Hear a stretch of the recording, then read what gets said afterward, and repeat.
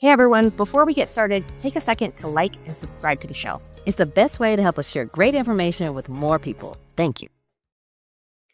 Hey everybody, welcome back to the Care Lab podcast. We are in the middle, or at the end, I should say, of a 3-part series with Chip Wallace. If you have not heard episodes 1 and 2 of this series, you can't keep going. You need to go back and listen to the whole story so you can know what we're going to talk about today, because he has just been explaining to us the financial abuse that his mother experienced and how we got there, even though there were people in her life.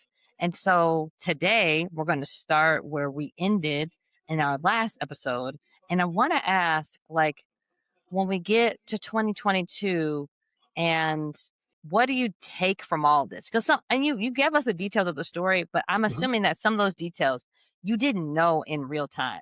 You then found out later, right? And like went back and tried to piece it together. So talk to us a little bit about one, why it was important to go back and piece it together, and like how you came about doing that. Yeah, no, absolutely. Yeah, no, it's when my mother passed in early March of 22. And when we went down to go basically take care of, her place, she had been moved into assisted living in the summer of 21. And while we're down there, we're talking to the CPA, and he gives us a paper that shows what's going to be in probate and what's outside of probate. And that's when I discovered that there had been a new will executed in January of 20. And also there was an annuity that was for the caregiver as well that had been executed in the spring of 2019, about 2 months before we were kicked off the medical power of attorney. But right when we were told that she didn't have capacity to make financial decisions. So the caregiver is lined up for $500,000 essentially. Three through probate and the 250 through the annuity. And when I looked, we tried to get a hold of the caregiver on the phone and she wouldn't answer our phone. When we watched the CPA call her, she answered within 2 rings. And so we never talked to her again. But from there, I started looking into what was going on, because I was expecting when she moved out of that condo that had flooded, it was about 2,300 square feet. And so there should have been stuff in storage somewhere, and found out that everything had been sent to charities or given away. So the only thing left of 2,300 square foot was a few things that were in her small apartment, the assisted living, and then a few things that were left in a storage unit that was about the size of a broom closet. All the boxes that should have had all the photo memories, all the photo albums, all the 8mm film of when my sister and I were growing up, roller skating, back in when you used to put pillows on your backside so you didn't hurt yourself when you're little. All those kind of things were gone. I had seen them back in 2017. I thought, oh, well, there's no rush. I'll just get those when time comes, figuring it'll be in a few years. I'll digitize them when I get them. Well, all that stuff is gone. And I asked the CPA, give me the receipts from the charity that you guys donated it to. So I get the receipts the next day, and I can't verify one of the charities. No email response, no phone number response. There's an address that's in South Dallas, just below the city. And I go on Google Maps and do a little road trip around there. The front of the building's boarded up, and found the owner that was supposedly of this organization, had 15 years earlier had gotten in trouble because with another charity, because she had signed up her daughter and they had scammed a bunch of money through that process. And so I'm thinking, okay, well, that obviously was a scam. So what happened? And so I started nosing around there in May, and was able to get into my mother's broker account, and started looking around what was going on, and realized this woman was getting paid a crazy amount of money. She had no credentials. She just walked around in scrubs all the time with a name tag. Found out eventually that they were paying her $30 an hour, and they would pay her for a full day at $30 an hour, even sleeping. And so she grossed over 3 years, $300,000 roughly a year. So we're getting close to $1 million over a 4-year period. They had gotten to that price because they got a notice from another caregiver agency that said, yeah, we usually charge $25 an hour for that type of service. And they said, okay, we'll do that. Except that was a business. That was a true business where they had overhead. You had, insurance and things like that to cover. This was just her, but they gave it to her anyway. And so she had a good amount of money. And then I noticed, for example, that they had a jewelry appraisal check. So I was able to get the receipt of that, and found out what had happened and discovered that a third of that jewelry was gone. And then I asked the CPA, this was in March, so we're just a couple weeks after she passed, can you run a credit report on her? And I want to see if there's anything else that may have happened. Well, he said, well, it's tax time. I'll get to it. So he never does. But instead of waiting a few days, I went in on my mother's phone and she had LifeLock, and you can get credit reports through LifeLock. So I ran that and discovered a new credit card that was on there in my mother's name that was being used, and it was by a store that was outside of town. And called them. Banks and financial places don't like the word fraud. So I used that a bit and was able to get to a department, discovered where all the shopping on that card had been going on. And it was about 15 minutes south of the caregiver's house. But the woman was paying the bill, but just enough so collections would never call. And so the bills would come to my mother's place. The caregiver would pull the bill out, give the other bills to the CPA to pay, and then she would pay a portion of it each month just to keep it going. So the CPA Um, wasn't aware that it was He there didn't then. know of the bill at all, but the last bill, because she didn't pay the last bill, when he got it, he paid it. So when I called the credit card company back, they said, well, we don't have any issues. The bills have been paid. I said, but it was identity theft. Well, we don't have any, the bill was paid. We don't care, basically. So like, fine. So I go on. So I get, at this point, we're now early March. I'm contesting the will. And the attorney tells me the process of how to contest the annuity. So I go through that process, and by June 15th of 22, we're able to block the annuity payment. So even though it was outside of probate, the woman's not getting this money right now. It's going to court. It's going through the interpleader process.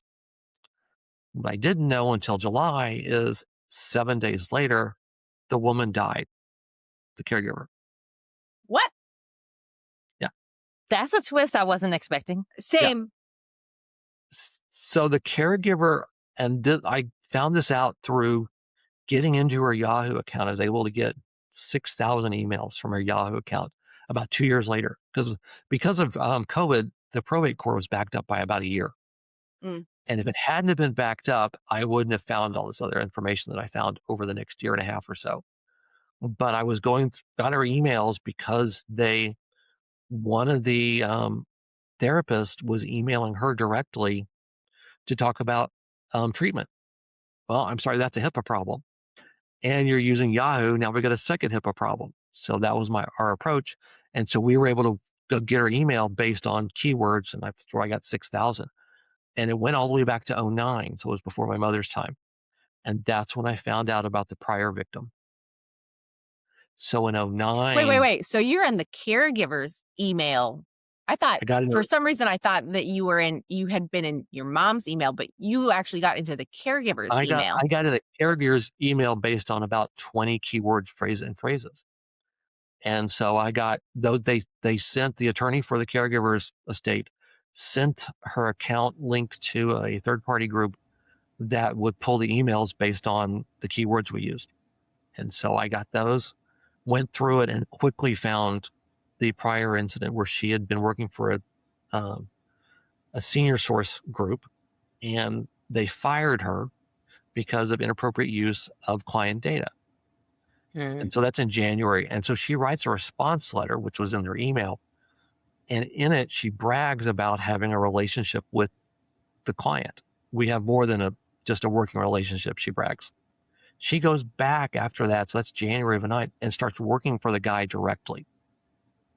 Begins getting access to his credit cards. The attorney for him gives her that. And in 2011, she marries him. And that's January. And in April of 2011, he passes, and she gets his house and his accounts, essentially. And it totaled probably about $500,000. And so my mother was the next big victim. And part of me, I had found a little bit of this because I found the obituary from that point in time. But I didn't find it until like April of 22.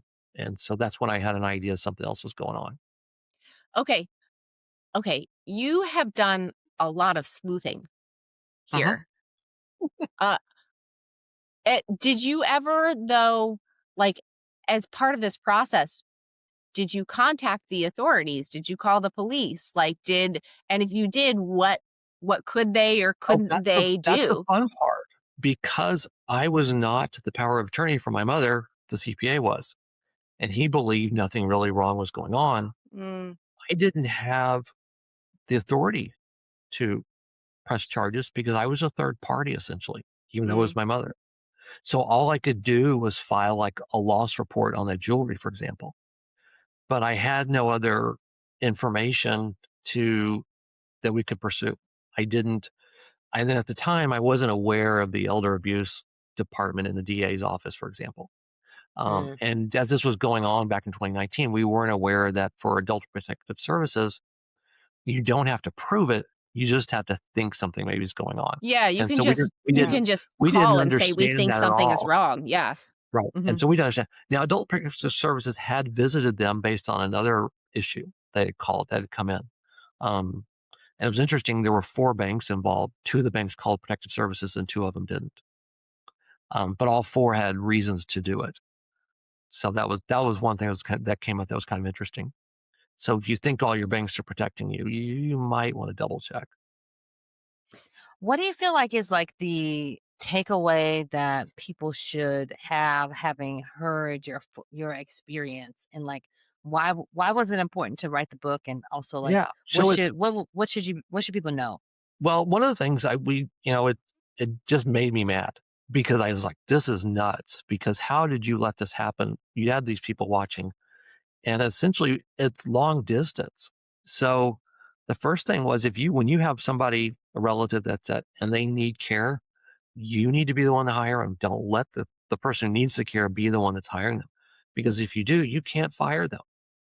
Like, I would have fired that woman right off when she wouldn't provide receipts. That would have been it. Done. We're going to go hire somebody else. And I couldn't. And not being in town made it a challenge. And because those other folks were getting paid by my mother, I couldn't stop it. The only thing I could have done was physically be in there, and I wasn't able to do it because of where I lived and what I was doing as far as work. But I've been kind of saying to folks, you can't outsource trust, but what's the other option? She refused to move up where we lived. She refused to move where my sister lived. So we were kind of stuck and thought, well, where she's at, she knows people, and they got her out of where she was at.